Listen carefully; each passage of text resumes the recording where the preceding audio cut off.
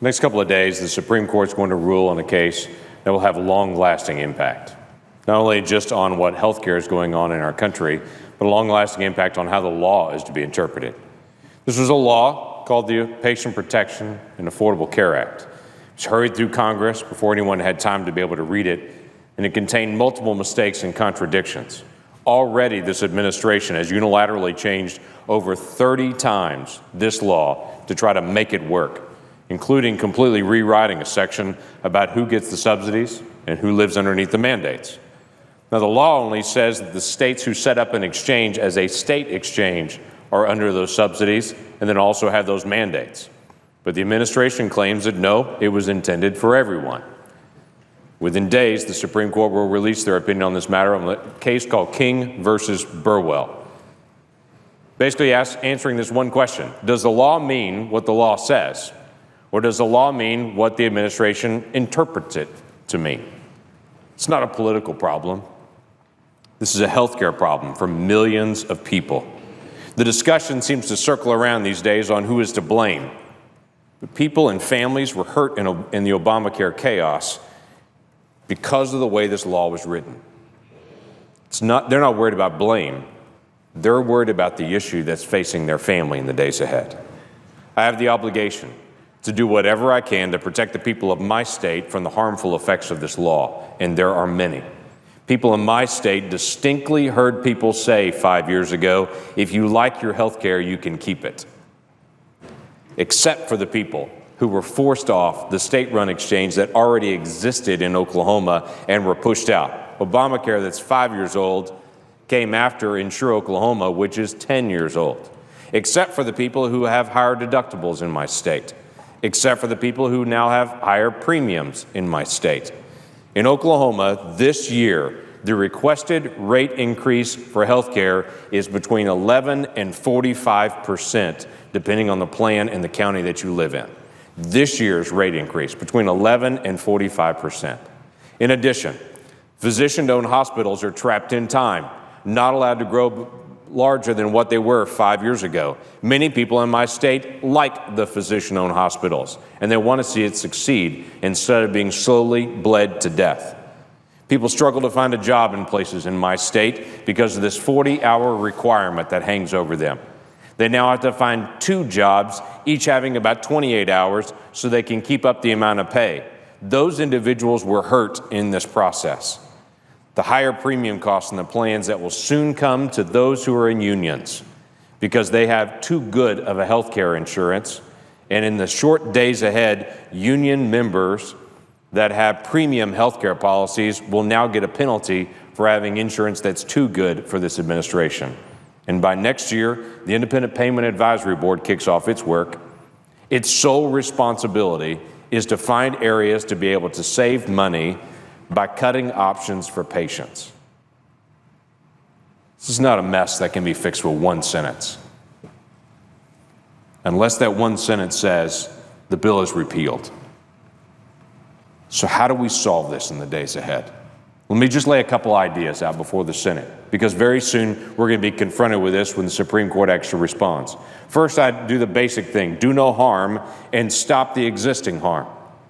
We need to transition out of the subsidies and mandates of Obamacare for millions of people who will lose their subsidy when the court rules in favor of the American people and the law of the United States, the clear text reading of the law.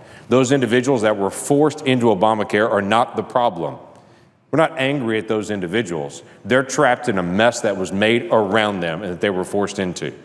I will never forget a conversation that I had with a Democrat in my state who was participating in the plan called Insure Oklahoma, who liked their insurance plan. It was a subsidized plan from our state. And they pulled me aside 5 years ago and said, is there any way I can keep the state-based plan that I have now? And all I could do is look at them and say, no. You can't, actually. And that's not my decision. That's when the Affordable Care Act was passed and the Center for Medicare and Medicaid Services and HHS forced the people in my state out of a state-based solution for health care and into the larger national solution. And many Oklahomans lost their health care coverage and were forced out of it. It was already in a subsidized system. And now they were taken from one plan, pushed into another. Let's do no harm. And let's try to help those individuals to be able to find their way back to a plan they like and help in that transition. Second thing is pretty straightforward. States should have the freedom to choose any path to help their citizens. States should not have to check in with the federal government to ask permission to take care of their neighbors and citizens. How ridiculous is that? That a state leadership would have to go to the federal government to say, we want to develop a plan to be able to help our own citizens, and the federal government to say no.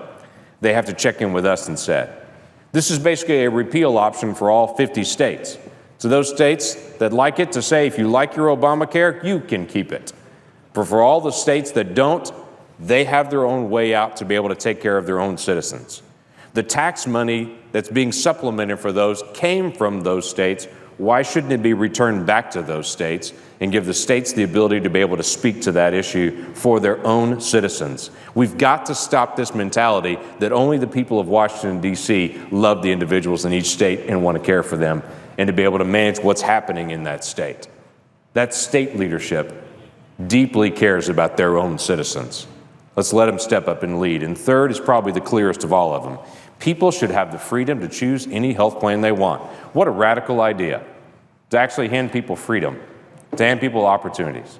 Free of the mandates and the penalties, patients should be able to pick their own doctor, their own plan for their own family. I have to tell you, it's ironic, Mr. President. I hear people call this law either Obamacare or the Affordable Care Act. And I'm fascinated with that because the law's name is the Patient Protection and Affordable Care Act. And over the last 5 years, the word patient protection seems to disappeared from every part of everyone's vernacular in this. And I would only have to say, I agree. When did we stop saying to the patient, you have no ability to make your own choices? I'll tell you when Obamacare passed. And everything became about affordable rather than about patients. We've seen the consequences of this. In the days ahead, the Supreme Court will rule on this. And I believe strongly they're going to rule for the plain text of the law, not just about Obamacare, but because they have to make a decision as the Supreme Court. Does the law mean what the law says, or can any administration on any law in the future reinterpret it based on their preferences?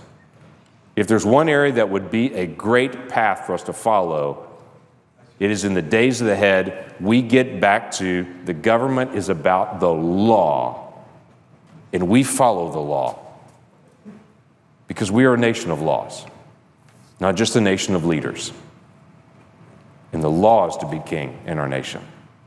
So let's interpret it the way that it's written, and let's give people back the freedom that they want and need. Let's put the patient back in healthcare. That's the next step that I think we should take in this United States Senate. With that, Mr. President, I yield back.